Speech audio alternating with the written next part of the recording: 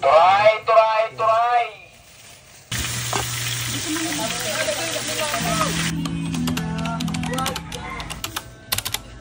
Magandang araw mga Kingpins, may panibagong order na naman nga ang customer natin na nakapwesto sa Kawayan. Eto at naikahon na nga natin to lahat at ready for shipping na nga ito. At dahil malayo nga to sila sa atin kaya maaga nating pinapaship nang sa gayon ay maaga din nilang ma-receive. Eto at tinulungan na nga si Bunsoy ng ibang kasamahan natin dito na maikarga itong ibang kahon sa tricycle. Napaka-bless talaga natin dahil nagkaroon nga tayo ng mga kasamahan sa trabaho na masisipag. At ayan dahil nagtulungan sila makakapag-deliver na agad si Bunsoy papuntang terminal. Tapos na ding malinisan ng ating mga tindero dito ang kanilang mga food cart at nai-prepare na nga ang kanilang mga dadalhin. At itong food cart nga na si Bing ang nagtitinda ay ito talaga ang pinakamaagang pumunta sa kanyang pwesto. Lalo na kapag may pasok dahil inaabangan niya nga ang paglabas ng mga estudyante sa umaga. Sayang din naman talaga at dagdag benta din yun. Tuhog at nagbalat na din nga pala tayo dito nitong itlog ng manok at ng itlog pugo. Na-overcook lang to mga mi kaya ganito ang kulay o baka sabihin nyo na naman na nirecoat lang namin to. Napaghahalataan talaga na puro kain lang ang alam nyo at hindi nga kayo marunong magluto. Magawa na naman nga tayo dito ng maramihang lumpia dahil ubos na nga ang stocks natin sa freezer. Bukod pa doon maraming ang panibagong order sa atin yung mga customer natin na may mga sariling food cart. At ganito nga ang paraan namin ng pagbabalot ng aming lumpia. Sa mga nagtatanong nga dyan kung bakit pare-parehas ang size ng aming lumpia, ito nga po yung aming ginagamit na lumpia maker. At sa interesadong bumili, ilalagay ko na lang ang link sa comment section. At syempre dahil marami nga tayong stocks ng malalaking pusit sa ating freezer kaya araw-araw talaga tayo nagluluto nitong calamares. At bestseller talaga to sa ating food cart dahil maaga pa lang nga ay nauubos na agad ito. May dumaan nga din pala dito na naglalako nitong isda na tamban. Ito at bumili nga tayo at karamihan nga sa kasamahan natin dito ay favorite din nga ito. At kung ikukumpara nga ito sa ibang isda, mas mura nga ang presyo nito, nasa 50 pesos lang nga per kilo at tamang-tama ang nagtitipid talaga tayo. Gawa ng mababa palagi ang benta ng ating mga food cart dahil nga bakasyon, walang pasok ang mga estudyante at dumating din nga pala itong stocks natin na CDO balls, bali isang styro lang nga ito. At binuksan nga agad natin to dahil may mga loadings nga ang ating mga food cart at wala na nga tayong stocks dito sa ating freezer. Tapos na nga natin dito maluto ang isaw, Betamax, calamares at ng iba pa kaya ito i-deliver na nga ni Bunsoy sa lahat ng ating food cart.